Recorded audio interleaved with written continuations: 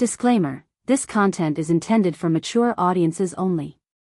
Viewer discretion is advised. It was supposed to be just another lazy Sunday morning. The kind where sunlight filters through the blinds, the scent of fresh coffee lingers in the air, and silence feels warm instead of awkward.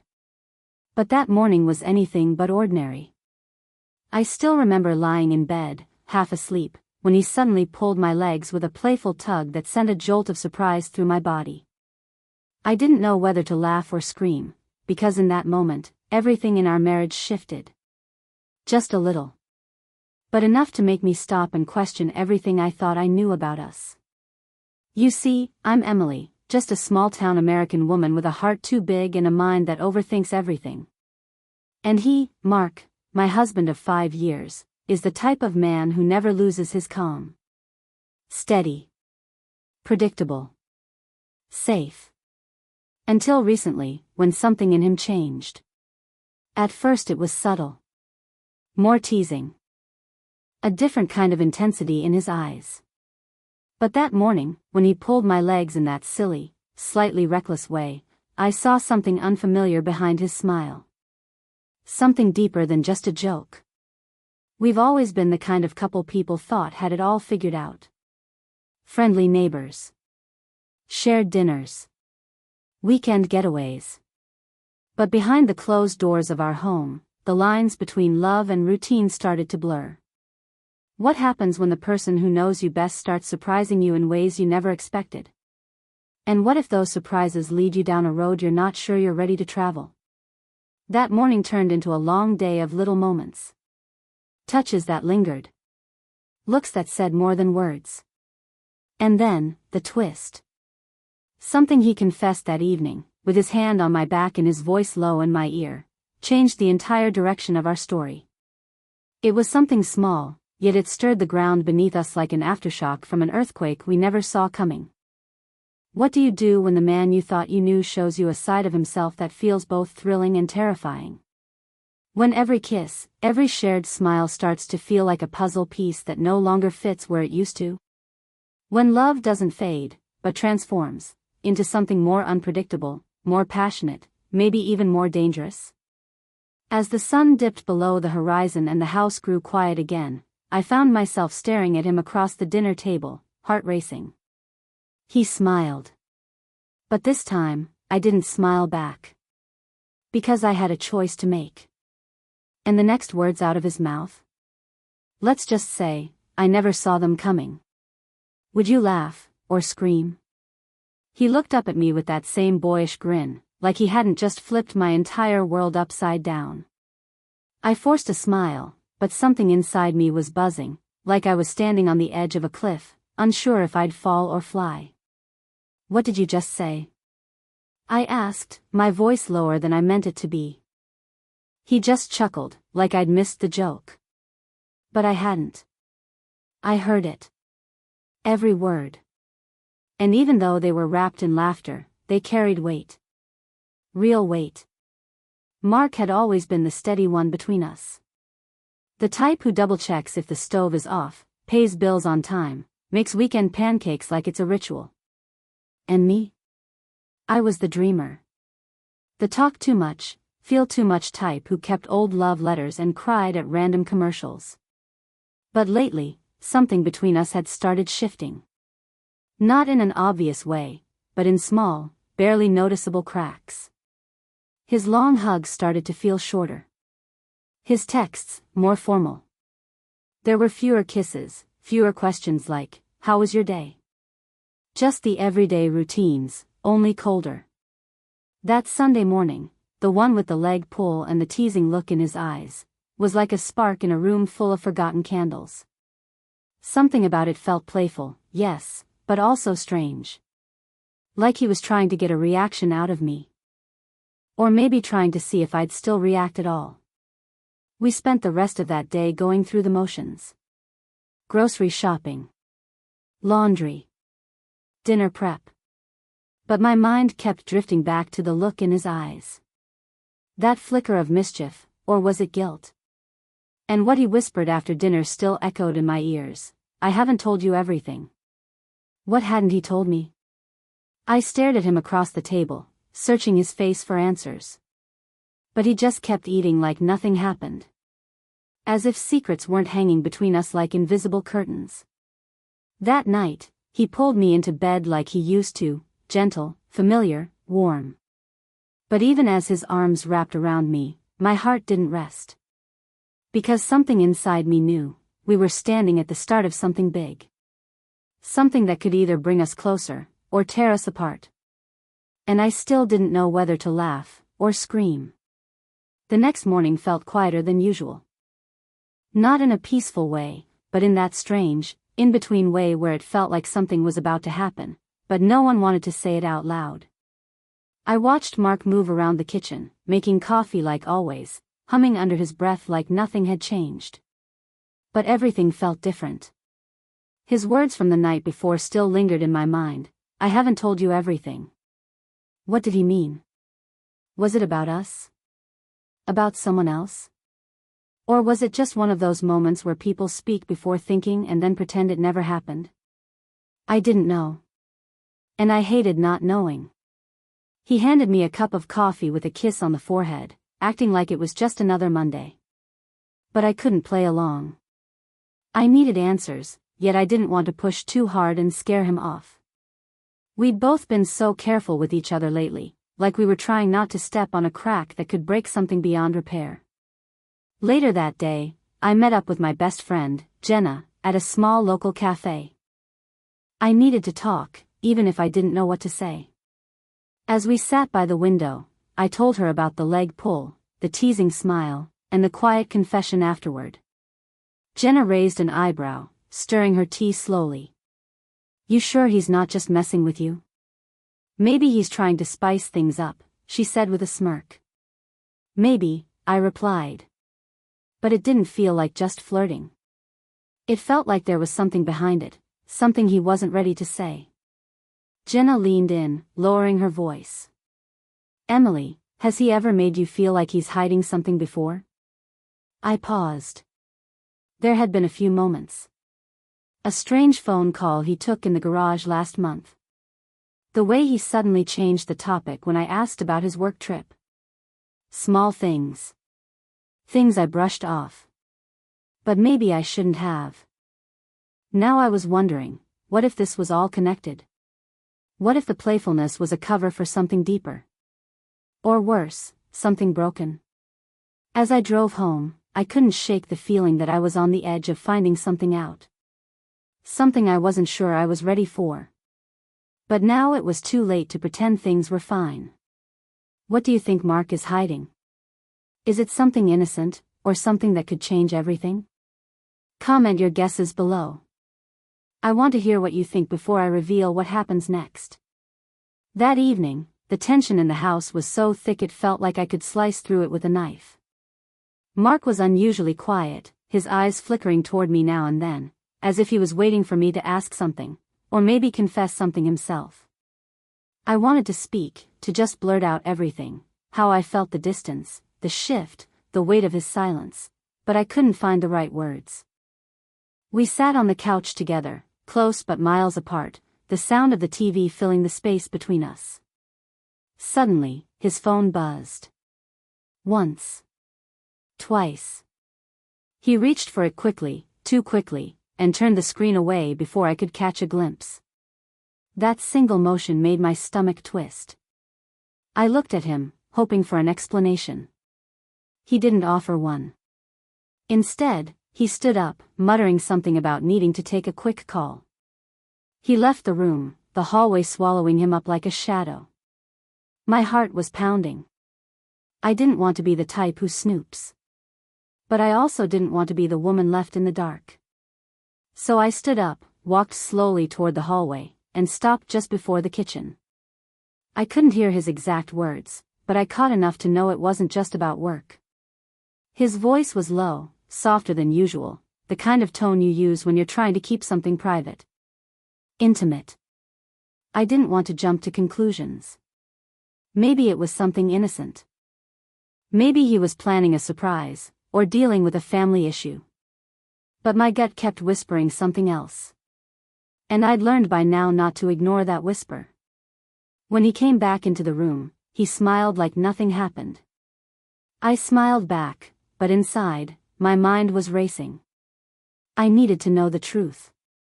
So I told him, calmly, that I'd overheard part of the call. I asked him, gently, to tell me what was going on. He paused. His smile faded. And then he said, I was going to tell you everything tomorrow. But maybe it's time you knew. That's when my chest tightened. The room felt colder. Everything else faded. He looked straight at me, eyes full of something I couldn't quite read, regret, maybe, or guilt. And then he opened his mouth to speak. But just before he could say it, the doorbell rang. The doorbell echoed through the house like a crack of thunder. Mark froze. For a second, we both just stared at each other. I could hear the wind rustling through the trees outside, the soft hum of the refrigerator, and my own heartbeat pounding in my ears. Whoever was at that door, something told me they weren't just dropping by. Mark didn't move. He looked like he was deciding whether to answer it at all. That hesitation said everything. I'll get it, I said, before he could stop me. I stood up slowly, feeling the weight of every step. I wasn't sure what I was expecting, but I definitely wasn't ready for what I saw when I opened the door. There she was. A woman around my age, standing with a nervous smile and holding something in her hand, a manila envelope. Her eyes flickered between me and the hallway behind me. Hi. I'm looking for Mark, she said quietly. I turned slightly, enough to glance at Mark standing stiff just behind me. His jaw clenched. No words. Just that look. That awful, silent look that screamed more than any confession ever could. I think it's best if he takes this, she added, offering me the envelope. I didn't reach for it. Mark stepped forward and gently took it from her hands. She nodded once, gave me a tight smile, and walked away without another word. He closed the door slowly. We stood in the middle of the living room, both holding our breath. Mark, who was that? I asked. My voice didn't even sound like mine. It cracked. He ran his hand through his hair, looking suddenly older. Tired. Her name's Claire. She's someone from before you and I got serious. We reconnected, briefly. Before I realized what a huge mistake that was. My legs felt weak. I sat down. I ended it, I swear. Months ago. But she said she might show up. I didn't think she actually would, he said, holding the envelope tightly. I think she wants me to acknowledge something, or maybe just hurt you. I don't know. Open it, I whispered. He looked at me, eyes heavy, and slowly opened the envelope. What came out wasn't what I expected. Not love letters. Not pictures. But a legal-looking paper. My heart sank. Mark, I said, barely able to speak. What is that? He took a deep breath. It's a custody agreement. Claire has a child. She says he's mine. Silence crashed down over everything. All the moments we shared, all the memories, all the quiet mornings and the teasing laughter, they all hung there, suspended in this one horrible moment. Now everything had changed. Is Mark telling the full truth? Or is there still something he's not saying? What would you do in Emily's place? Drop your thoughts in the comments, I'm reading all of them. Mark stood there, staring at the papers in his hands like they were burning through his skin.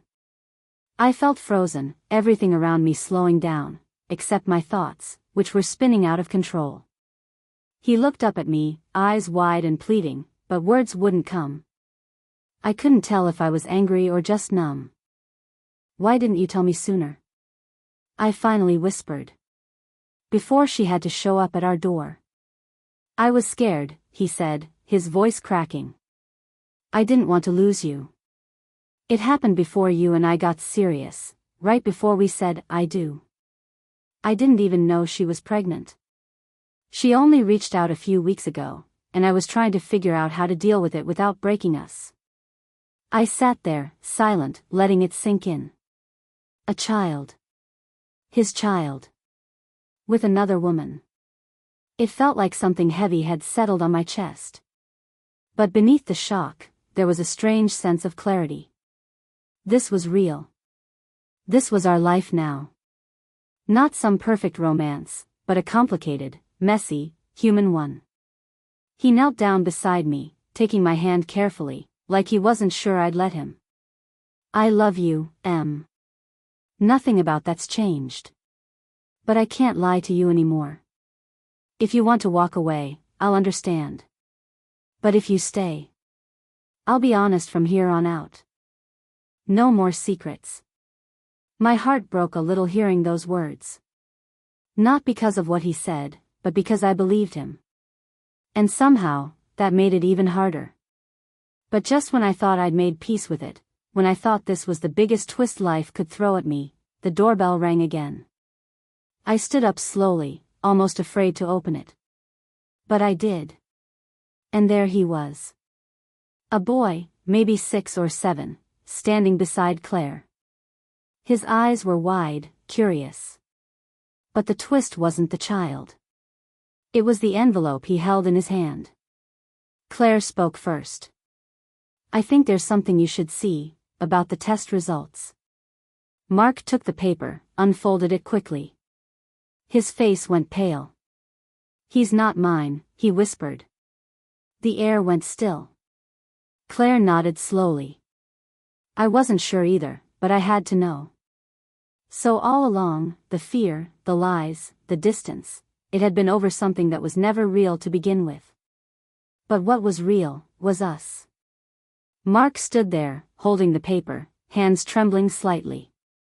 Claire gave a quiet nod, then gently placed her hand on the boy's shoulder and turned to leave. No drama. No harsh words. Just a strange kind of relief in the silence that followed. The door closed softly behind them, and everything in the house seemed to settle again, like a storm had passed and the sky hadn't realized it yet. I looked at Mark, really looked at him, and I saw a man who'd been holding his breath for weeks, maybe months. He exhaled slowly, sitting beside me. I guess all that fear, all those sleepless nights, for something that wasn't even real. I reached for his hand. But the damage it caused was real, Mark. We have to own that.